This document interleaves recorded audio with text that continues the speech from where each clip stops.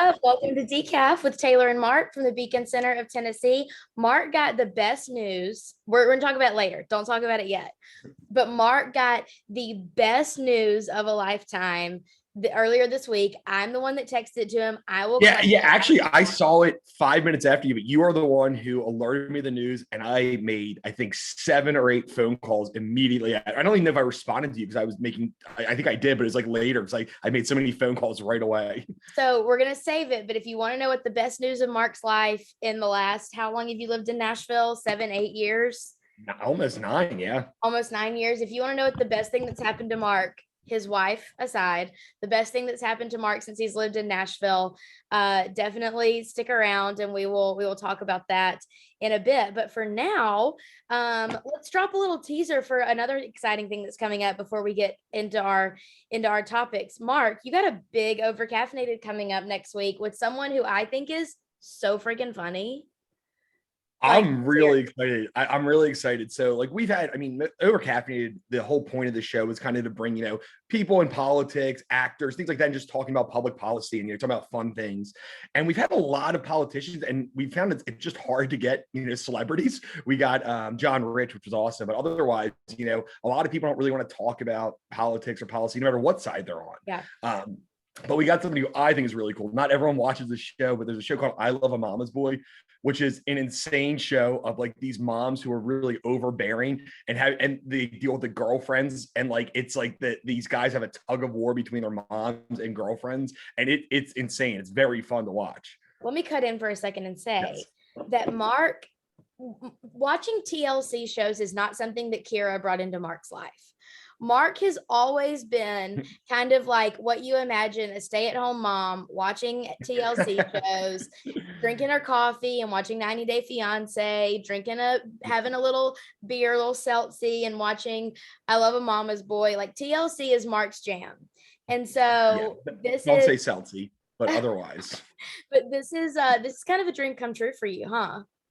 And I think one of the things that we wanted to do with Overcaffeinated is we do want to hit a little bit of a different audience. That's the point. And it's awesome that these politicians talk about things that are not just politics, but we wanted to get some like different types of celebrities. That's why John Rich was, but it's so hard to get them. Even I've been in talk with a bunch of different agents, like, yeah, maybe we'll see, but like, we can't talk about this, and this. But so we have a guy named Shakib, who is the main guy in I Love a Mama's Boy and one of the best people there. And I told you, he sent a great response to me.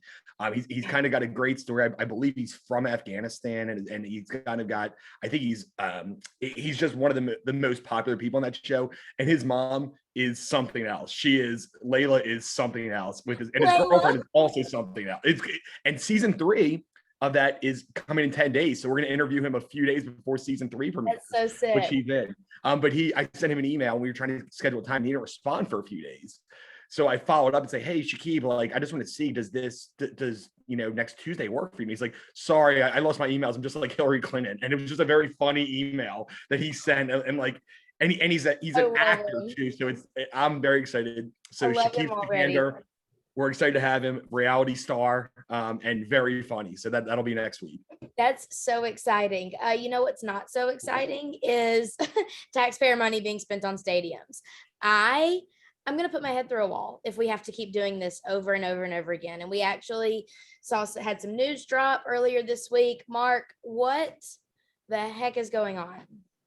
So essentially, the outgoing county mayor, Jim Coppinger, who is not running for re-election, he's retiring, has made the stadium a priority. Him and the mayor of Chattanooga, Tim Kelly, had said they want to do the stadium. And basically, they hoped that the state would give them money for the stadium. The state gave money to every other stadium in the world except for this one. So I guess we're happy. It's kind of a weird combo where so they chose not to fund the stadium. The state, I think they had too much money tied up in the tight ends that they couldn't afford to, which so they're trying to figure out before he leaves office, they're trying to figure out how am I going to get the stadium in the next 45 days when we don't have the money. So they're saying that Mayor Coppinger said in an interview late last week, that they want to use American Rescue Plan funds in order to fund the stadium. Now, to be clear, the American Rescue Plan was, whether you agree or not with it was money for COVID, for small businesses, things like this. This does not meet any criteria of what you're supposed to do with this money. And using it on this stadium, I think, is just the biggest slap in the face to taxpayers. And you know, Mayor Coppinger has basically been he's governed as a conservative for 11 years. So it's not I mean, he's a Republican. So it's something that's really, you know, different than how he's governed. And I think it's a real problem. And we need to call it out, because not only is the stadium awful, we've seen a million times how awful, you know, stadium investments are. There's an article or a report from the Sycamore Institute today in Tennessee, talking about how bad the stadium investments are, and talking about the Titan Stadium. But we have been against this forever. It is a terrible investment. The stadium's not even 60% full right now, or 40% full. I'm sorry, it's 37% full last year, and they want to build a new stadium in Chattanooga with taxpayer funds. That's horrible. It's awful to begin with. They're trying to push it through before Coppinger leaves. He wants this to be his legacy, which I don't think he wants. It's not going to be a good one if he does that's this. a very good legacy.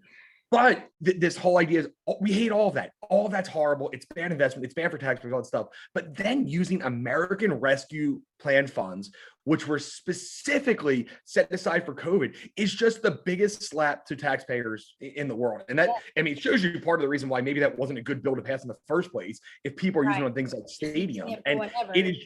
And it's just like, and I'm just done. And I'm sure he's a nice guy, but I can't do it with the self-described fiscal conservatives continuously doing things like funding stadiums with taxpayer money.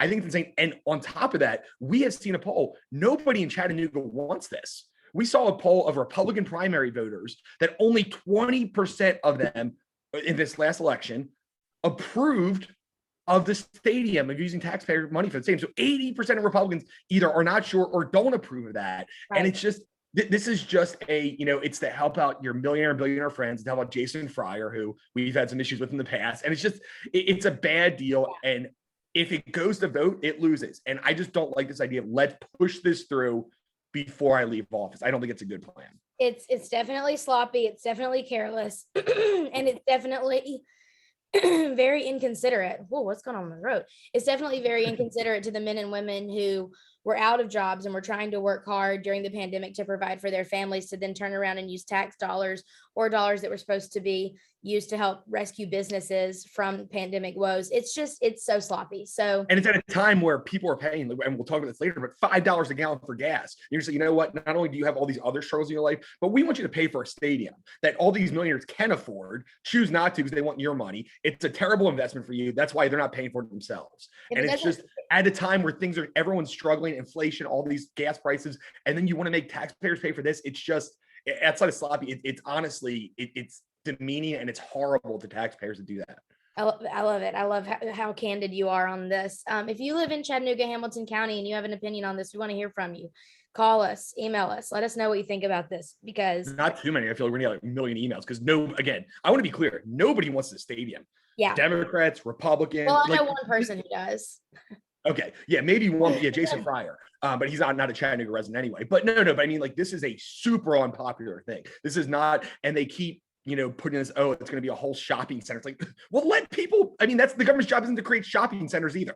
No, get a commercial developer in to do that, but it's not the government's job. It's absolutely reckless. And then, like you mentioned, with the cost of building materials and labor costs going up, because gas is about to hit $5. Think about bringing people in, having to, like, people coming to work, bringing in machinery with gas the way it is. This is not the time to start on a project like that the government is paying for. If a private company wants to start a project like that and have people with actual money that's not a blank check pay for it, that's fine.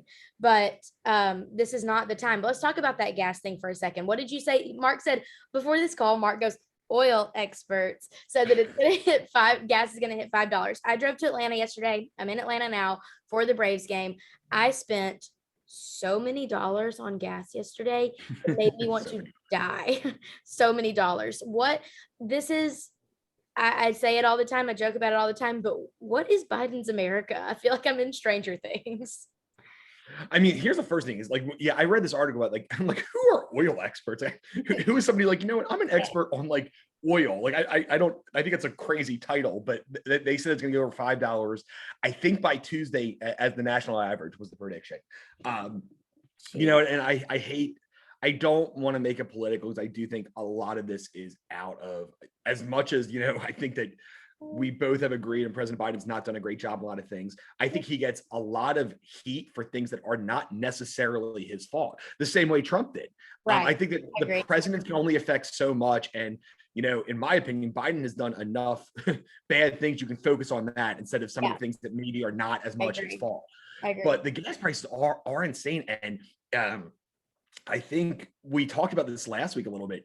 The biggest issue is that the Biden administration didn't seem to realize this was coming, despite all of the indications. They didn't think inflation was real, or they said it was going to last for a few weeks. And this gas price thing is something that really affects, you know, every single person. And I think the biggest thing that I'm seeing right now is how insulting some of the people on the kind of the far left are, saying, oh, well, that's why we need to get electric vehicles. Like, listen, this gas price is because of some of the policies that have been done, whether they're, you know, abroad or here. It's not and it's because of the, you know, the taxes we put on gas. It's because of these other things that you all do to make the price expensive. There's some level that you can't help, but this whole idea of, spending $40,000 on an electric car is not feasible. And again, and that's not even talking about the feasibility of electric cars generally, which, you know, even though there is some that work, the ones that are the good ones that you don't really need to, you know, you don't have to charge every 2 hours are like $80,000 vehicles. People can't afford that. No, people can't afford that. So stop talking down to us and say, oh, we need to. And I think, even Debbie Stabenow just said something about how gas prices don't affect her. She has an electric car. It's like, listen. Good for you. They affect the rest of us. I know. And if people can afford electric car, that's great. But this whole idea of just because you want to be environmentally friendly and stuff, this gas price thing is a huge issue for every single person. And guess what? Even the most, you know, liberal person who wants green energy, if they can't afford an electric car, they want gas prices lower. So I think this whole idea of ignoring American people is truthfully really bad strategy. When an election's coming up, outside of even my political view, I think it's a bad PR move. But you have to really understand what Americans are going through right now. And again, me and you are luckier than most, right? Yes. If we have to pay, and because A, we work from home. B, even if we did work from the office, like, it's going to affect our pocketbooks, but we are not going to afford gas. Yeah, exactly. But you have to make cuts elsewhere. You know, if I'm paying, if I fill up my car for $70 one day, I might not go out for drinks with my friends that night, which I would have been doing otherwise 3 years ago when I bought this car. So it is really a disaster. And it just goes to show how out of touch. And I say this a lot of times, but the climate, energy, environment people, they're very out of touch with just the normal everyday working person. They prioritize energy and climate health. I don't even know what to say about that over the livelihoods of just working men and women who need to go to their jobs. It's very out of touch. It should not be as much of a priority as they think it should be. What should be a priority is making sure that people can get to their jobs, because they'll have more mind space to think about. If you really want people to think about energy and the environment, clear up space in their minds to be able to think about it. Don't just force it on people. When you're forcing them to think about gas and forcing them to think about how groceries have doubled in price, they don't care to think about energy and the environment. I'm sorry, they don't. So it just goes to show how out of touch that is. And it's interesting because we have these millionaires who like, oh, I can afford these things, so everybody can. That's the whole idea. It's like, oh yeah, I don't mind paying $8 a gallon for gas, or like whatever it is. It's like they are just, you know, Leonardo DiCaprio, you talk about these things and then take his private jet. It's like they don't actually understand what, you know, real people deal with, and they're on this ivory tower that they don't get it. And not to say that their principles aren't good, or like, I mean, I think that, you know, a clean environment's a good thing. So it's not to say they're bad people, but it's like they're not living in the real world. They're living in their own little world where that kind of thing can happen. Well, I think about it all the time. I remember in elementary school history learning about the Model T and how the Model T was such a huge thing because it really leveled the playing field, because it was the only car that existed. Rich people had it, poor people had it. It really leveled the playing field. So then you start to think about, okay, Leo, if your arguments are so okay, Leo, if you're going to argue what the American people do all the time, if everyone starts to get a private jet and everyone starts to drive in Teslas and everyone starts to do this, you're still going to want to do more. You're still going to want to step above them because you want to be on an even higher playing field. That's how I feel about all these celebrities that say, like Kim Kardashian saying everybody needs to get up and work. Like, come on, girl. If everyone had what you had, you would still want to take a step ahead. It's not going to satisfy you. So they're always going to be in their ivory tower, and they just need to accept that not everyone can get there.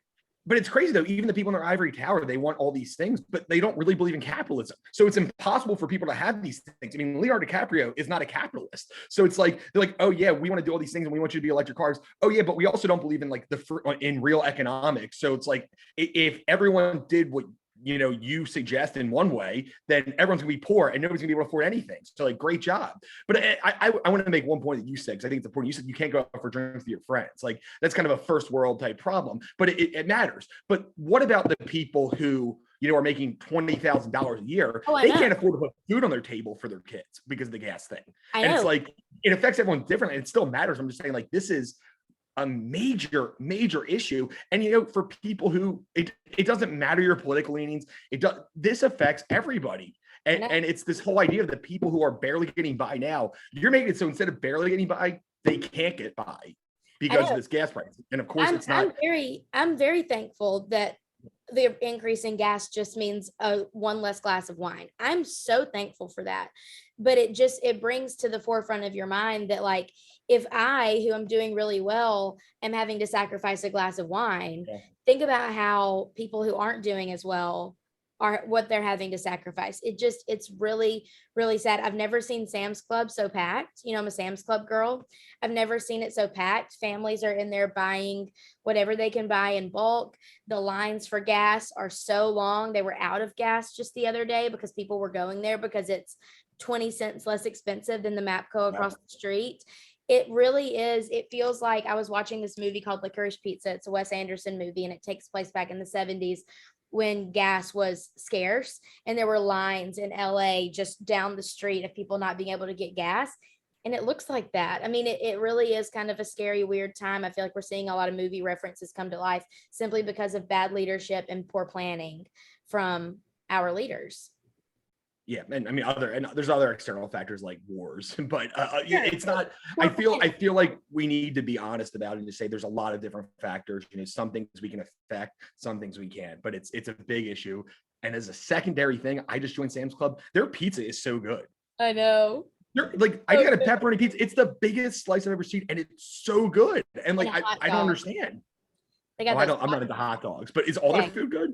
The fountain drinks, the pizza. Like, I love going to Sam's, and some girls go to Target and get a Starbucks. I go to Sam's and get a hot dog and a Coke. Like, there's a difference. So cheap. It's so cheap. Like I think the slice of pizza was like this big. Pepperoni, it's like $1.99. I'm like, what is happening here? I know. It's a beautiful thing. And their steaks, you can get 4 fillets for $40. They start to I want to get like Sam's Club pizza on Uber Eats or something. I don't know who to talk to about that. It's so good because their parking lot's so big. You really have to try to get there, but it's always worth it when you do. Okay, well, so that's a positive note on the, but yeah, so join Sam's Club. That's a good recession thing. Yes. I was about to make a joke that might not be appropriate, so I'll refrain, but I do want to talk about how some golfers, none that I'll miss, mind you, Bryson, Patrick, Phil, enjoy your life in Saudi Arabia, are leaving the PGA Tour to go to live golf in Saudi Arabia. Like, what a joke. I mean, I listen, okay, here's the two sides of my brain. One, we appreciate competition in the marketplace. If live golf treats their golfers really well, then the PGA Tour will treat golfers even better. That's just kind of, and they'll go back and forth like that. The second thing is Patrick Reed, who is like Mr. America, always brings so much energy to the Ryder Cup, is the ultimate cheerleader, is leaving an American golf league to go to Saudi Arabia to play golf. Good riddance. Well, no, to be clear, they're not going to Saudi Arabia. That's just a lot of, I mean, it's going to be in the US, it's going to be, I mean, there's going to be tournaments everywhere across the world. It's just somewhat financed by some Saudi Arabian, families. Don't like that. Okay, so I think I'm going to be on the opposite side of you on this then. Okay. I don't like that either. I mean, obviously Saudi Arabia is terrible, but like, right. I think it's interesting the PGA strategy. They're saying, and I mean, some big. First of all, they made fun of the players, going like, "Oh, we're not going to really miss them." It's like, look, you have Dustin Johnson. I think you have like 11 majors winners who have gone and done that. So like, there's some real players. Maybe they're not, the best in the world today, but there's some really good guys over there. But they keep using this point, like, oh, you're going to go to a tour, that doesn't treat women of a place that doesn't treat women well and things like that, right? Hey, you do a major tournament in a place that doesn't allow women in there. I don't want to hear anything about women's rights on the PGA. Are you talking about Augusta? Yes. They allow women now. Condoleezza Rice was one of their first members. Oh, good. Oh, yeah. What, 6 years ago they allowed women? So that makes it okay that you've done a major there for 40 years. And I don't care. Fair. I think you can do whatever. But hearing about women's rights from the PGA, it's like that's a fair joke. And instead of just saying, I mean, I think it's insane. And I don't, I believe in competition. I think the PGA is a terrible organization. And I think I like it to the NCAA, where it's run so poorly. And the fact there's any competition makes me happy. Of course, I don't like that, Saudi Arabia is the ones behind it. And they have all these, of course, human rights violations and these things. I'm sick of hearing, I don't want to hear about women's rights from the PGA. This is just a ploy because you don't want people going. And the PGA has handled it as horribly as possible. I am down for competition at any time. Okay. I am not down for, anything from Saudi Arabia. And that's where but people should have a choice. I mean, you don't have to join it. I fully agree with you. I think if the competition was coming from a country that did not have so many human rights violations associated with it, and money was not going to, when we watch golf tournaments. Well, they're losing money. So really you're taking away money right now. Yeah, I guess so. I don't want to see people in Saudi Arabia making money off of my favorite sport. And we see people in China making money off of favorite sports. I mean, almost everything we're involved in, we see people from countries we don't like making money. And it makes my stomach hurt. And that's why I loved golf so much. And it makes my stomach hurt to see people who are violating human rights left and right, making money off of a sport that I love so much. But my boy, Justin Thomas, came out and said he's not playing anywhere other than the PGA. That's what I care about. He hasn't really played anywhere well in the last year and a half anyway. He won a major 3 weeks ago. I know. That was a better joke a month ago. But yeah, that would have been a better joke in February. But I just don't think, I don't know. I don't understand why people are being critical of these. I don't understand this whole idea of being critical. I think it's fine if you say, I want to stay at the PGA, but the PGA is a bad organization. So you're like, it's not, and I mean, you even acknowledge it. They don't treat their golfers super well. I mean, there's a reason these people are leaving. It's because they're not getting as much money as they should be getting because the PGA keeps too much of the prize pool for what they make. Well, I'm critical of the league, not necessarily the players, other than players that I've always been critical of, which is Patrick Reed and Bryson DeChambeau. Can't stand them. Good riddance. Get on out of here. I've always said, let's lock Brooks, Bryson, and Patrick in a room together and see who comes out alive. But I mean, Dustin Johnson and Kevin Na and Phil Mickelson are the best people. I mean, they're some of the best people at the PGA Tour. I know. So it's it's not just attracting. I understand. And I haven't criticized Dustin for his decision at all. I'm criticizing the players that I alreay didn't like. Yeah. So it's just really a pre-existing hatred that you hate more now. Exactly. Yes. Exactly. But I have a gut feeling about this league. I don't like it. And when the money is coming from Saudi Arabia and the money starts going back in there, what are they going to do with it? It stresses me out. It really stresses me out. I don't like it. I mean, they are losing money. They're paying so much money that this is to get on the ground. And it's not just Saudi Arabia. There's a lot of different people involved in this league. I don't agree with this either. And I think, obviously Phil Mickelson's comments were bad when he talked about basically, they were so bad. I don't care about the way they treat gay people as long as I'm making money, or that's bad, but it's important to have competition. So of course I don't agree with that, but the PGA is also, from a PR perspective, handling this as poorly as possible. Right. Instead of saying, hey, go do that. You can still play on our tour if you want to. If not, banning people from the tour and the Ryder Cup and things like that. It's listen, they're still Americans. They're allowed to play on other tours. You're not banning them from your events is not going to make more people want to stay, especially when the other tour is paying them more. You should be of course, go play for that. You have to play in our 4 majors or whatever. And I think that truthfully, they're going to try to ban previous winners from the majors, which is going to be a real problem. Oh, that's my guess of their next step, because they are really, and they are handling this poorly, where people feel more comfortable leaving because of the way they're handling this, talking about, women's rights and things like that. It's like, that is not, of course, we agree with that, but you are not the people to be sending that message. Yeah, that is so spicy. Oh my gosh, this is going to be so good. I can't wait until a documentary comes out on Netflix about this. It's going to be Well, such a spicy. it's also interesting. I don't know the economics of golf. But with what they're paying, this LIV is paying people, it doesn't seem profitable. I don't know what the long-term thing is. I don't think it's going to be profitable. I'm guessing it's one of those, like, pay a lot up front to get people in the door. And then if they feel like they're treated better, you can kind of lower it and still pay more in the PGA. But I see some of these pots, I'm like, gosh, how can they possibly make money on this? I know. But also you never really know where money's coming from. So maybe they are. I don't know. But it does seem insane. But I am interested to see this all play out. And I'm very interested in the Netflix documentary about all this once it's over. Because, I want to be clear, the PGA Tour, has the PGA Tour series in China. I don't want to hear about human rights. They have events all over the world in these same places that are benefiting financially from human rights violation. So it's just the wrong spokesperson. That's what it is. If somebody else, like, they are not the people. That's like the NBA talking about, we need to worry about how people are treated, and all these things. Americans, like, you are giving, China is your biggest, you're making the most money from China. I don't want to hear from you. Yeah, we've talked about that a million times. This is a classic situation of everyone is in the wrong, but I'm still pro PGA Tour and pro America. And I'm really sad that Dustin Johnson's leaving. But as for the rest, bye. He missed. That when he won that tournament as, like, he's kind of out of it. He won a major or whatever a year and a half ago. And, like, it seemed like he was done. That was such a good story. When he it was fun to watch, but he's got a bad attitude. I like him. I think he's probably my favorite golfer. Oh, well, my boy Justin Thomas is staying strong. Let's talk about something else that's your favorite. Is everyone ready for the big announcement of what made Mark's life complete this week? Drum roll, please. Yeah, I was going to say we need a drum roll.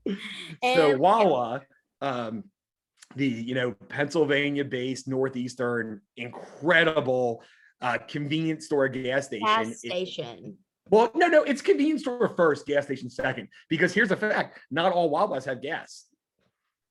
There's some that are just convenience stores. But it's like this so much. Yes, most people anyone in the Northeast, that's like the number one thing you miss when you go somewhere else, right? It's like, it's a place it's open 24 hours. They have hot made to order food, great sandwiches, fantastic coffee, maybe the best coffee that you've had. And it's only in kind of like that North Delaware, DC, Virginia, New Jersey. And they just expanded North Carolina. So, like, I saw it about a year and a half. And I'm like, I have some hope. And they are officially coming to Nashville. And the Nashville area, they said 40 WaWas are going to be opening in the Davidson County, Williamson County, kind of Middle Tennessee area in 2025. 40. And that's the thing. There's going to be one around every corner. You will go there.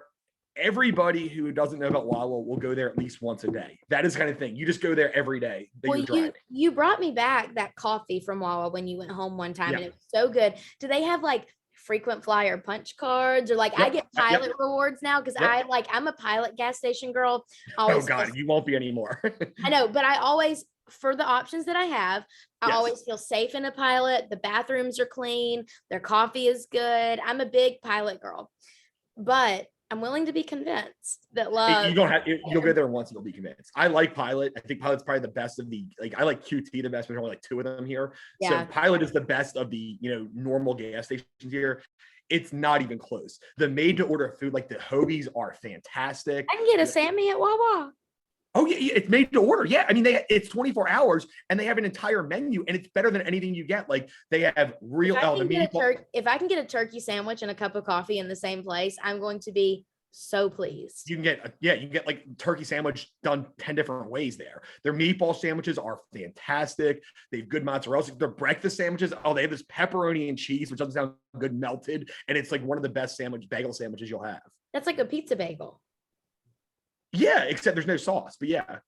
I'm down. Yeah, it's just cheese, and it's fantastic. And they have the soft pretzels. That's what's really there. They always have them right there. It's going to change the life of every person in Nashville. And anybody, I dare you, talk to anybody from Pennsylvania, New Jersey, Delaware, and say, what is the thing you miss the most? It will be WaWa. And it's not even close.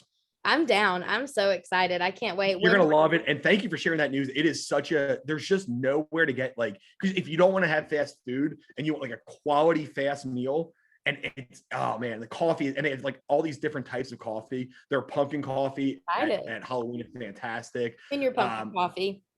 But yeah, and they have all the drinks you possibly want. It's like a gas station, but on steroids with the best made to order food you'll probably ever have. Oh yeah, baby. Love to hear it. Well, when is the first one opening up? Do we know? It said 2025. I hope that that's not true. I hope they can move it up a little bit, but it said by 2025, there's gonna be 40. So I'm guessing 2024 will be the first one. Maybe 2023 even. Oh, I don't get me too excited. That would be awesome. That would but I be feel like, so and the thing is, the way they spread it out is it will be, they're saying 40 stores. It will be everywhere. They'll have, a few in Murfreesboro, some Franklin. They'll have, probably 20 in Nashville, but like they'll spread it out well. So everybody will be within like 5 minutes of a WaWa. That's how it is in Pennsylvania. No matter where you live in the state, you're within 5-minute drive of WaWa, no matter what. I am so excited. I cannot wait for this. This is like the best news. Honestly, this is also very good news for me. I'm like really excited to have that coffee right at my fingertips. Well, Mark, this has been a fun episode of absolutely roasting people. And I love it when we roast other people and not necessarily me. Like I said at the beginning of the episode, if you live in Chattanooga, Hamilton County, and you have thoughts about the Lookout Stadium, I'd love to talk to you because I too have thoughts and would love to get maybe a local's perspective. So with that, Mark, also feel free to let Mayor Coppinger know your thoughts. Sure, why not? That's funny. I was thinking about me, but Mark is like, no, let's go big, guns blazing. Let's go. Anyway, nice to see everybody. Mark, nice to see you. I will be we have so many Zoom calls this afternoon, so we got to go now, but we'll holler at you guys next week.